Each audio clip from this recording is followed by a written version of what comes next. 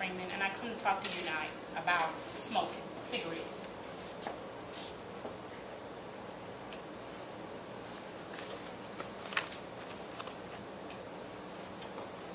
Do you realize that every time you take a puff of a cigarette, that you're introducing tar, hydrogen cyanide, benzene, acetone, formaldehyde, and ammonia into your body, and not only you, but everybody else that comes in contact with you. And the fact that you have a filter on your cigarette, it slows down your process. But for me and every other non-smoker out there, we have nothing to filter it. So you're introducing all this into our bodies, and we have no choice. Many people say, well, they said stop smoking in public places. Why should I? Why shouldn't you? That's the question that I have for you tonight. Should I be inflicted with what you want to do? No. Cigarettes are just like drinking. Every time you smoke, you take a little bit of you away from you and the person that's around you. Every time that you come in contact with a kid and you're smoking, you increase that child's risk for respiratory disease. You increase that child's risk for heart disease. Their lungs don't mature as quickly because you decide to smoke.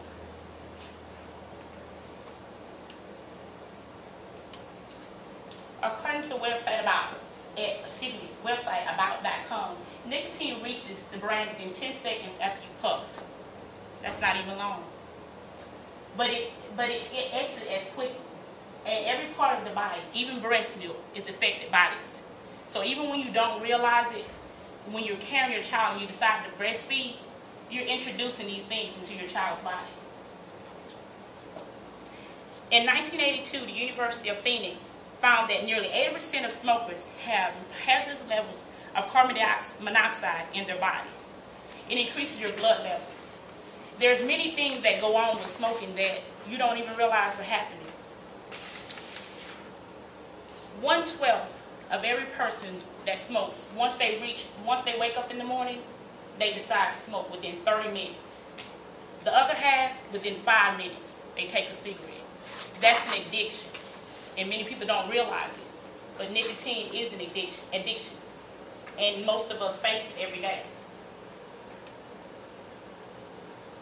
And because you decide to smoke, you increase your levels of disease and death. According to CDC, chronic lung disease with smoking is 90,600 people are affected. Coronary heart disease, 86,800. Lung cancer, 123,800. Strokes, 17,400. And other diagnoses, 84,600. 1 out of 2 long-term smokers die from tobacco use. Smoking is the single largest percentage causing of disease and premature death.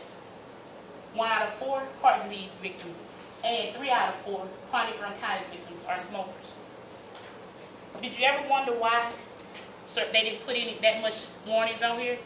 Because if they did, it would take up basically the whole box.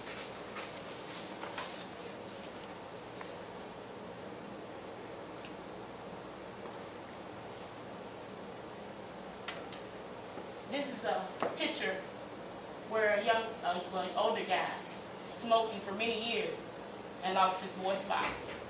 This is just one of the many examples of things that happen to people when they're smoking. CDC reports that 17% of ninth graders smoke cigarettes, increasing to 25% by 12th grade. And most of these come from parents that smoke. A resource of health issue smoking cessation says that women who smoke show a 43% decline in fertility, 3 times more likely than non-smokers. And they reach menopause at average of 1 1/4 years earlier than non-smokers. A shocking 53,000 people die every year just by breathing in secondhand smoke. They didn't have a choice, but because the smoker decided that they wanted to smoke, you took someone else's life. Every time you smoke, you ingest 4,000 chemicals a cigarette smoker breathes in. 51 different chemicals that just might cause cancer.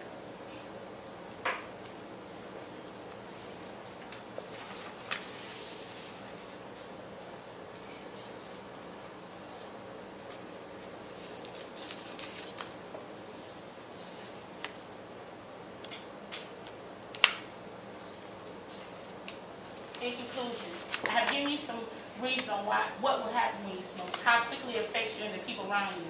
And I have shown you some pictures and stats. Now ask yourself this: Am I going to give them a chance? Am I ready for the damage that I'm inflicting on myself and others? It's a question that we should all ask ourselves. With not only smoking, but anything. But I just want you to ask yourself today: is it worth the smoke?